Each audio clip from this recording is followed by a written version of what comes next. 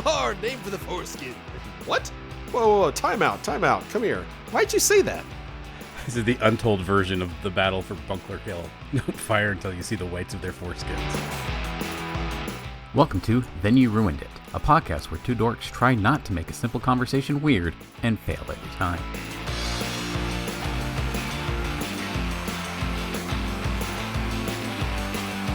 So, as you do, over the holidays, my family was all gathered together, 3 generations, just, chit-chatting.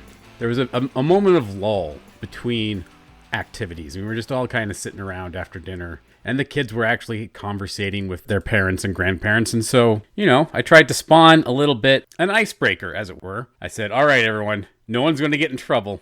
Everyone tell your deepest, darkest secret. What's the thing that you did that you're ashamed of and you wish you hadn't done? Go. And so most of them said there was one time I tripped a girl at school and I always felt bad. Someone tried to bully someone else and I didn't protect them, general kid stuff.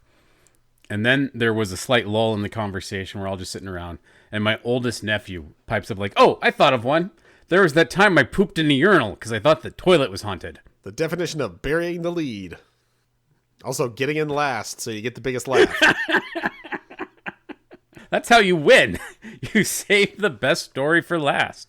That's why I ask you, Jason, what's your deepest, darkest secret that you don't want to get in trouble for?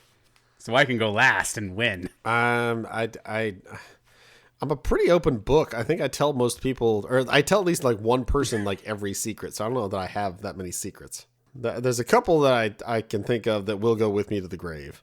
Nobody will ever know about. It's a yeah. That time you killed a dude and your first AOL Instant Messenger name.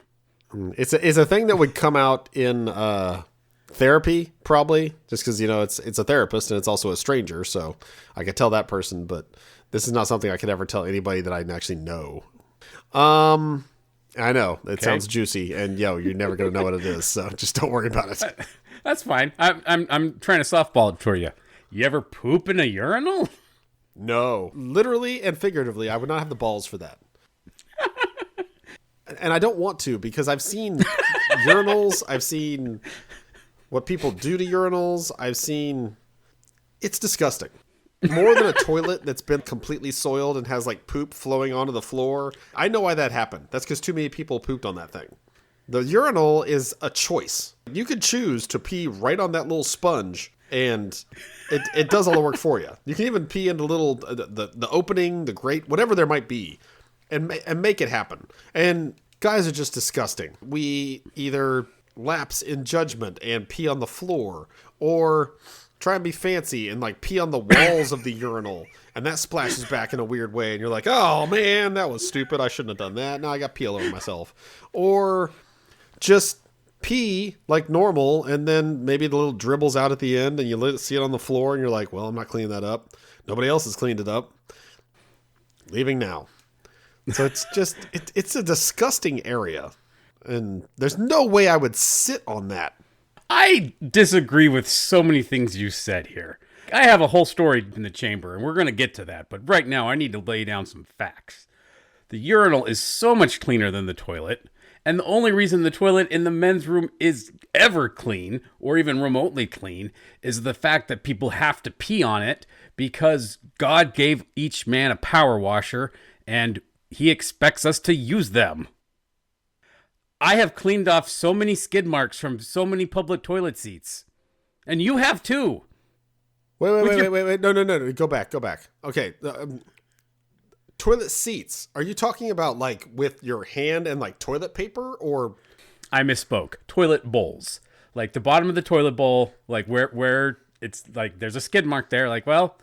I could leave that for a janitor, but no.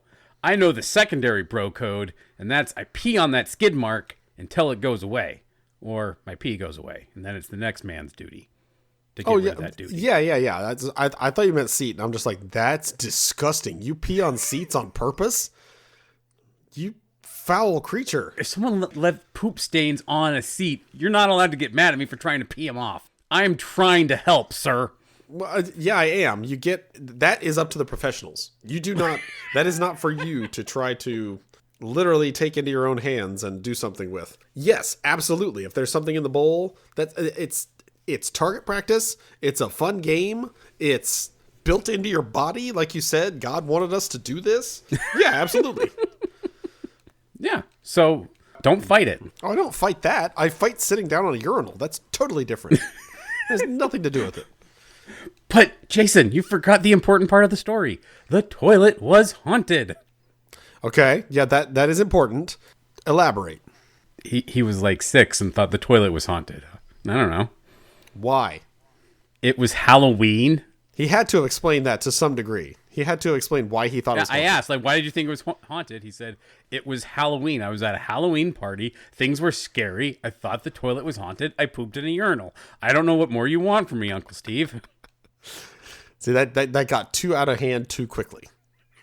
I don't know. It was Halloween. Okay, yeah. Spooky things can happen on Halloween. And so I thought it was haunted. Okay, wait, go back. Okay. What about this toilet made you think it was haunted like other things around you on Halloween? Because again, number one pussy right here. I can't even go by a certain room in my house without thinking there's something watching me and then running up the stairs. And yes, I still do that to this day, even in the wintertime when there's nothing quote unquote threatening there. So I get that. But thinking a toilet is haunted is, you've got to have a reason. Like, if you say something is haunted, there's always a reason. It's like, oh man, that door just shut on its own. That might be haunted. We might be haunted. You can't just say that toilet's haunted. Why? Because it's Halloween. It's like, nope. Your reasoning does not check out. Yes, but once again, he was 6. Like, you try explaining that to your 6-year-old. If a 6-year-old thinks something's haunted, it's haunted. I mean, to them. Yeah, I get it. I, again, remember as a kid thinking, man, I still don't know what it was. It could have been a haunting. I don't know. I think my parents' house is haunted to some degree. I would sleep with a box fan at this point. And I would sleep with a box fan specifically with 6 editions of Encyclopedia Britannica on it. Because it would vibrate otherwise and make too much noise. And it wouldn't really bother me, but it would bother my brother in the next room. So I had to put books on it. And I specifically had 2 on the left side and 4 on the right side to even it out just right. So it would not make noise. Because they were different letters and you needed the right number of pages. Hey, you don't screw it up and take away my S and put a V, because that's not going to do the trick. Come on, I have a science. Bangs on the wall. Come on, man! I told you don't use XYZ!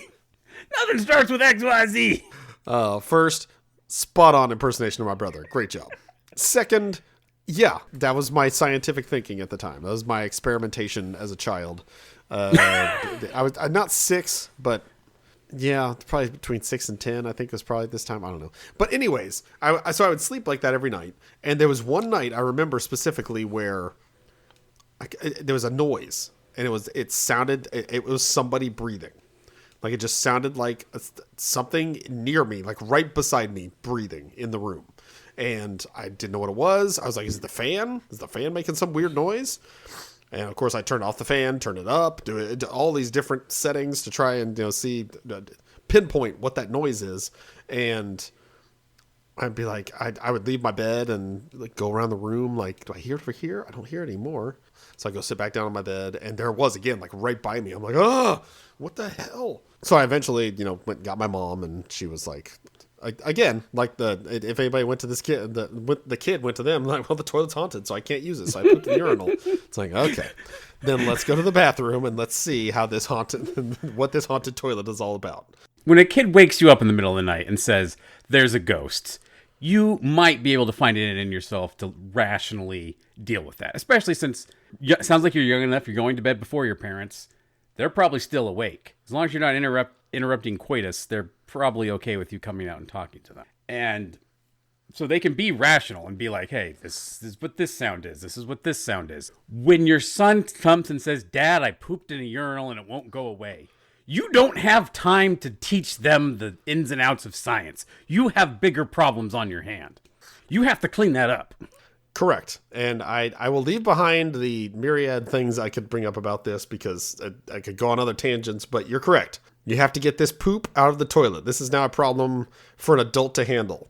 What do you choose? Also, what's at your disposal? Because if I have rubber gloves, dustpan that I don't care about, I'm set. Yeah, but like that insinuates you're at home and you don't have a urinal at home. So let's think a little more creatively. Okay, obviously the first answer is, a big old wad of paper towels, but that seems risky. Oh, okay. You know how a lot of places will now keep a thing of Febreze in the stall? Get the lid of that and kind of scoop. Not where I was going with that, but okay. I thought you just wanted to eliminate the smell, so at least you could work in peace. Like, I'm thinking, if it's a urinal, then, more than half the urinals I use these days are automatic. You want to make sure you cover that sensor, because you don't want to be cleaning it up and have it go off, because then water's added to this otherwise manageable situation. So you need somebody else standing nearby, like holding their hand over the sensor or something to make sure that does not get triggered. This has become a two-person job. I think you're right. Yes. But, yes. I live here, so what other man are you calling into this situation to help you out? Because this is the men's room. You can't rely on your wife. I mean, for this situation, I would say maybe I would call in the opposite sex. But if not, then, I don't know. Somebody's got to be around that can understand. My kid freaked out. He thought the toilet was haunted. Oh, yeah, I've heard that one before. Okay, well, come help me clean the poop out of the urinal. Absolutely. Been there before, man. If I had a nickel, here. What you got to do is you got to cover this with your hand. Exactly. I'll cover this with my hand. Meanwhile, you go get 2 pencils from the library and use them as chopsticks to pick them up. Yes, you've got to find an adventurous father. I repeat, do not find a single person. They will not help in this matter. No, you do find a single person because they're all pet parents and they would have those bags. You could use those bags. This is the one time where they're more prepared for the kid situation. And then they, get a little too close to the situation and they actually mention their fur babies and you flush their head in the urinal and now you've got a new situation. Have I told you my new response to the word fur babies? No. If people insist on using the term fur babies to refer to their pets, I refer to my kids as skin puppies. I mean, I don't like the term fur babies, but it's for a different reason than I don't like the term skin puppies. Yeah, but no one likes the term skin puppies. No, it's because it's offensive in so many ways. Ugh. Oh. So I'm turning around. I'm putting them on the back foot. Fur babies, My time to shine. skin pups. I feel like skin pups makes it at least a little more palatable. But then again, you want it to be disgusting. I don't want it to be palatable. Yeah, you turn them off. Okay, I got it. Yeah. I mean, I suppose, yeah, if I need to go to war with this phrase, then I can use that. But I usually just ignore those people. I'm just like, okay, I'm not going to have anything to do with you. Thank you. Thank you for saving time on us not being friends. Now we can just cut to that. Absolutely. Yeah, you bring that up. It's like, oh, thank you so much. Can I pay for your dinner? I'm really thrilled you said that. It's going to save me so much money on going out to drinks with you. Absolutely. We ain't hanging. Nope. I don't want to know your family. You don't want to know mine. Let's go our separate ways. And that's the end of that chapter. Yes. As well as the poop, because as loathsome as they are, the fur baby people helped us solve it. Because they also probably have gloves. That's what I'm saying, yeah. Yeah. They're so prepared. They're prepared to do away with poo in any situation. I thought I was prepared to deal with poo in every situation. But that's when my baby is still pooping in their pants. Once they're done with that, you lose your edge. I mean, rightfully so. Yeah, you should. I mean, you get to dull that edge. It's like Liam Neeson. He doesn't have those. He has this particular set of skills, but he hasn't had to use them in several years. So, how old do you think Liam Neeson is? Exactly. I mean, it would not surprise me if he was one of those guys that you see in a picture in like the 1700s. It's like, I swear. And yes, I know there's no pictures in 1700s. Deal with it. A drawing. A nice lithograph of Liam Neeson from the 15th century. He has a painting in his room where he's really old. Does he have any superpowers? No, it's just he's really old. I mean, hey, you that'd be pretty powerful. Anyway, it's been 17 minutes and never got to tell my story. No, but we found something else here. Stay tuned for part 2 of whatever the hell Steve's going to talk about.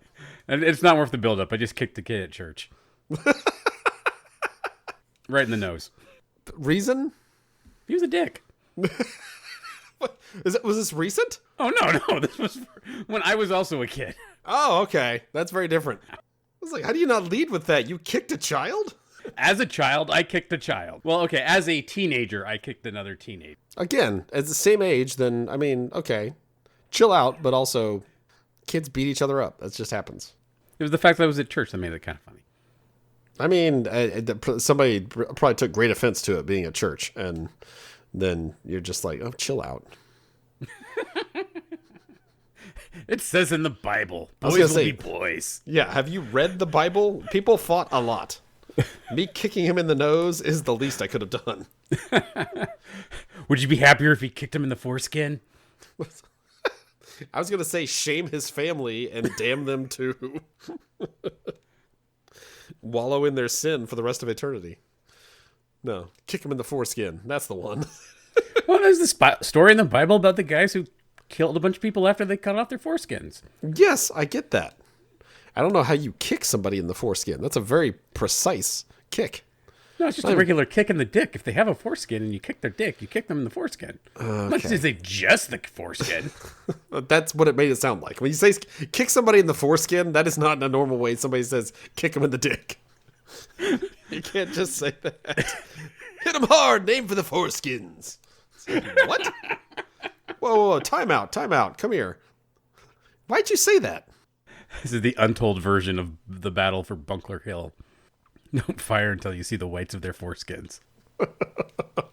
That is going to be some a weird sight coming over that hill. Well, what do you see?